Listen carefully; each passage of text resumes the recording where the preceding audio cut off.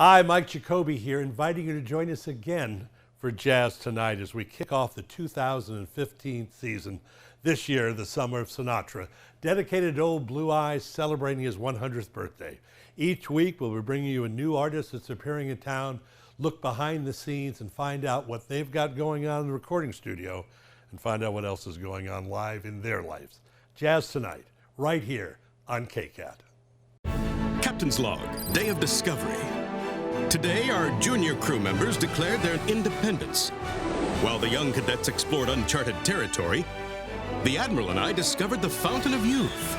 Later, we were treated to a royal banquet. And after a brief skirmish with pirates, we celebrated with cannon fire. Disney Cruise Line. When it comes to pleasing everyone, the difference is Disney.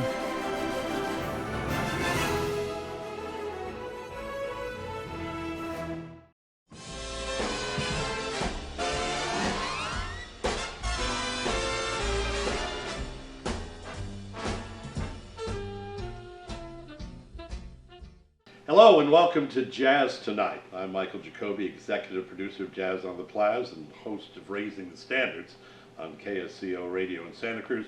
Delighted to have you join us for our inaugural program of 2015, the Summer of Sinatra. We're pleased not only to pay tribute to the chairman of the board throughout this summer, but also welcome some really extraordinary young, old, and across-the-board performers. And actually, we've got all three of them here on this time. The International String Trio consisted of Greg, Slava, and on the end, Mr. Ben, and the lovely Leah Zeger, who is a vocalist and a violinist in her own right. Welcome, folks. Good to have you here. Thanks for having us. You guys, let me start with the gentleman. You guys have, we made the joke last night, we've got a Russian, an Englishman, and an American, so it looks like we're liberating Berlin or something. But how did it all get together? You tell me a little bit about how you made it from the cold, dark part of Russia out to the light. Well, I came to study at Berklee College of Music on the East Coast. It's a wonderful music school, and it's a very international school, and this is kind of where these guys came as well, and this is how we met, through Berklee connections. Is that in Boston? Yeah, Boston. You know, it's funny because I assume there are a lot of groups that start that way, to start working in music school together. Some friends of mine, the New West Jazz Quartet, got John Story and those guys. They went to USC together, and they got, they all got started. So I guess if you go to class, drink, and get in trouble together, you can end up getting a group, and somebody has to play bass. Is that how that works? Yeah, something like that. I should explain. While Greg is sitting back here, is actually a metaphor for the relationship of the band. Only sometimes. It's usually more like It's move around. You just sit. That's right. You'll be fine. Oh, you want me to You play? sit over there. Come on back. So you guys met in Boston.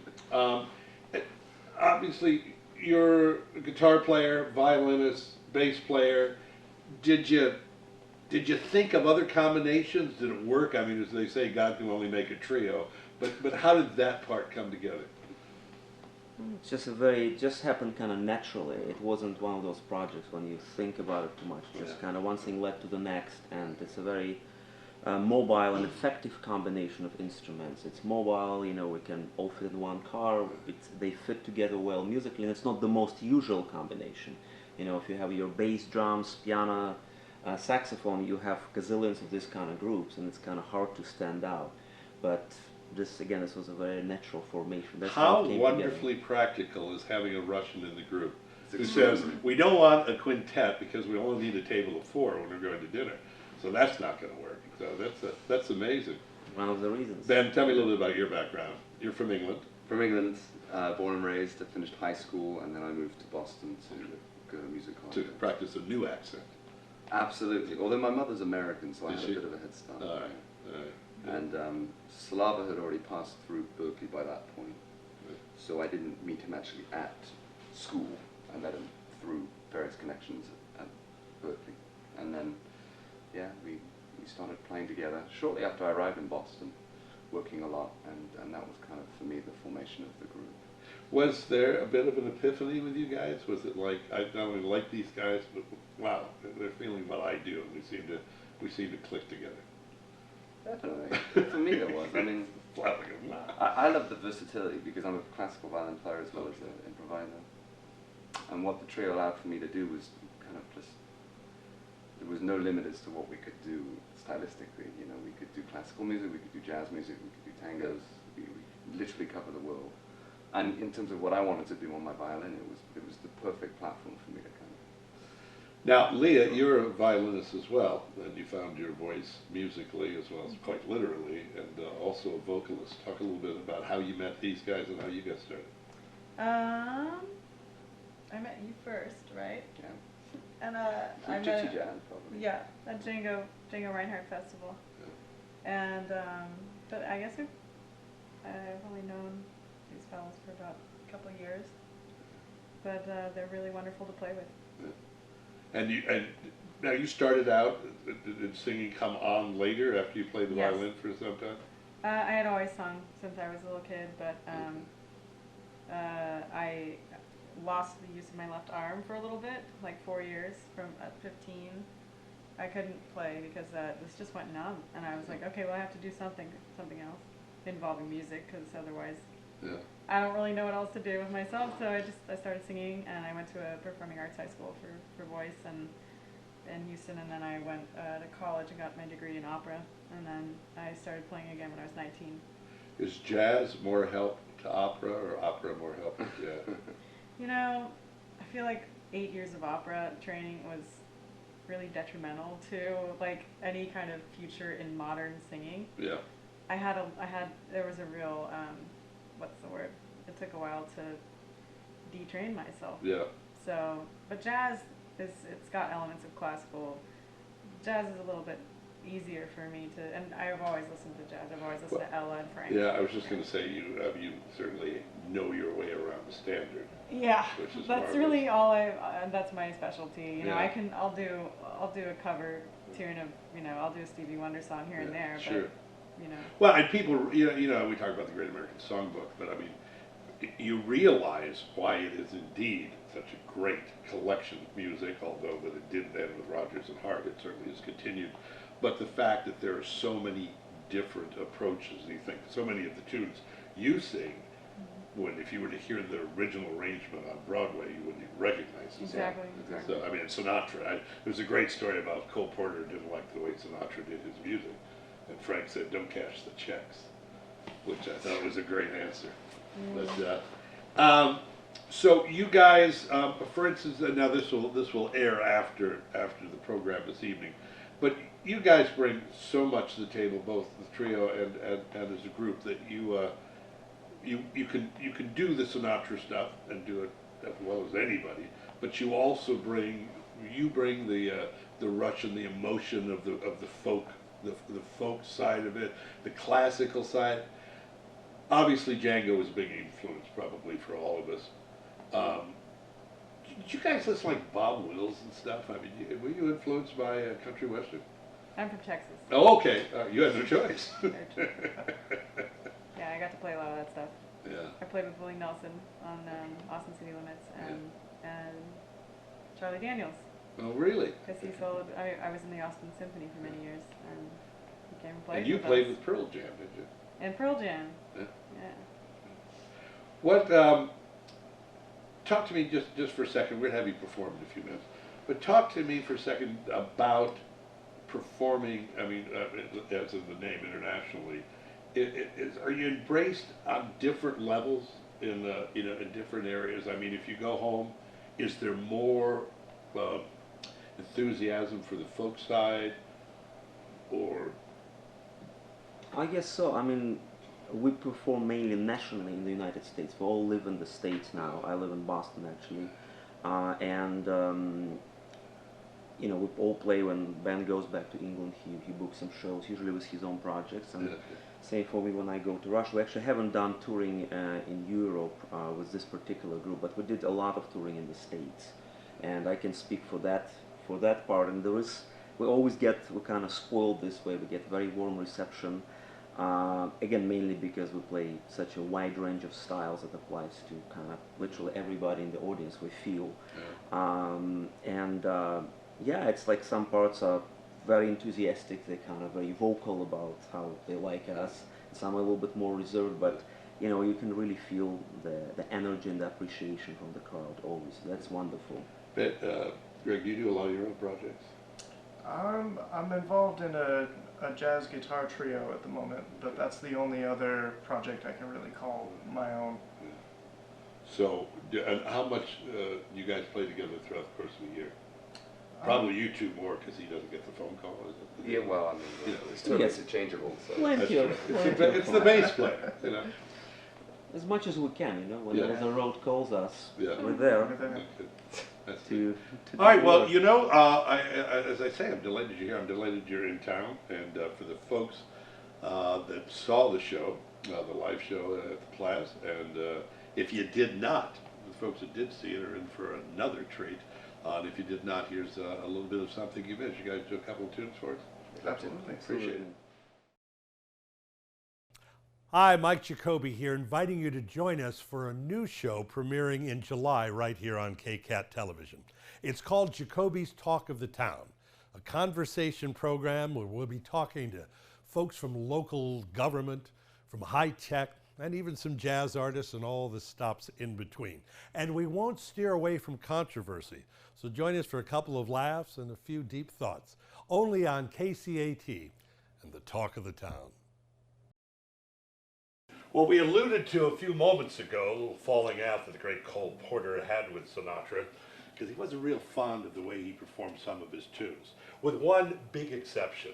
This is a tune that Frank actually recorded 3 or 4 times, and Cole was very happy with all the versions, and I'm delighted to introduce you with their version of Night and Day, the International String Trio and Leah Zeger.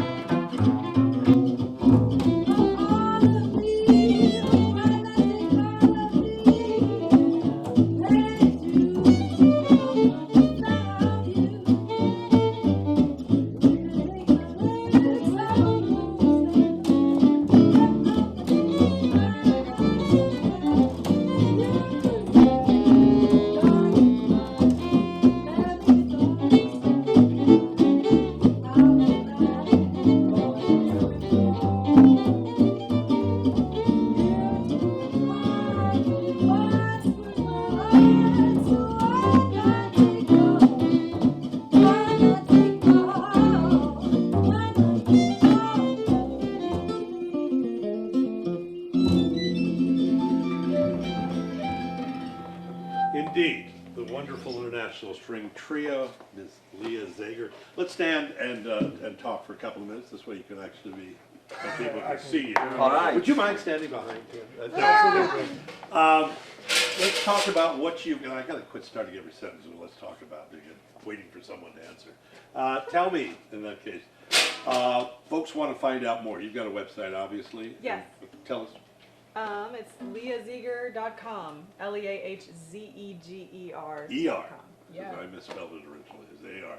And folks want to, if they want to order some products and CDs from you, they can do that online? That's right. Yeah, Okay. iTunes, whatever. Good. Via my And if website. someone were to send you, do people still do this? If they send you a CD, you'll sign it? And send it out? Sure. Okay. I would do that. That's neat. How about you guys? Internationalstringtrio.com. Okay. Same deal. We have everything on iTunes, Amazon, eBay. We're all over the net. So What's in the near future? You guys going back in the studio soon, or what's the plan? Well, we just came from the studio. We were doing, we have a few different projects going on right now, Okay. actually. So, Good. you know, to be announced, but there's a lot of new music coming out for the group. So. And what have you got coming up? Same thing. Lots Yeah. of odds and ends. Good. You guys are wonderful. Thank and, you. We're delighted, as I say, to have you here. I'm going to ask you in a moment to play us out. Sure. And can we do my tune? And your tune would be? Would be, and I can't Oh, remember. farewell. There's a tune that they do, and it's a shoga, A Shokin. a shokin, and it's lovely, but it's reminiscent of an old Jimmy Stewart film about the Civil War. It's the kind of thing you expect to hear him going, "Mom, all the brothers are dead." But and we're going to play that in just a second. Before that, I just want to give a quick thank you to the folks at Disney Cruises for sponsoring Jazz Tonight, to Direct Travel, formerly the Peak Travel Group, for being involved as well, and we do thank you for that. And I want to thank our crew here at KCAT. My friend Melissa, this is such a joy to work in this professional of surroundings, and we're so pleased, and this is a wonderful move for Los Gatos, and for the whole idea of public television in general. We're just pleased, and I thank you guys for that. So let's play it out, and if you're home, and take the flag down and think of the Civil War in kind of a compassionate, emotional way, and listen to this marvelous tune. The International String Trio.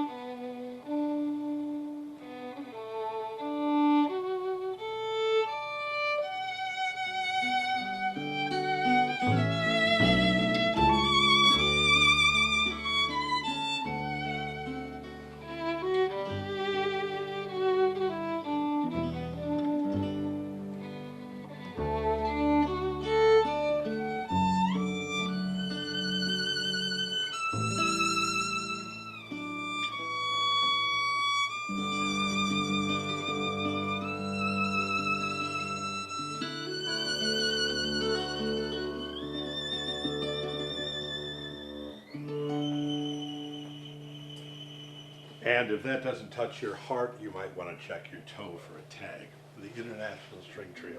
Thank you, gentlemen.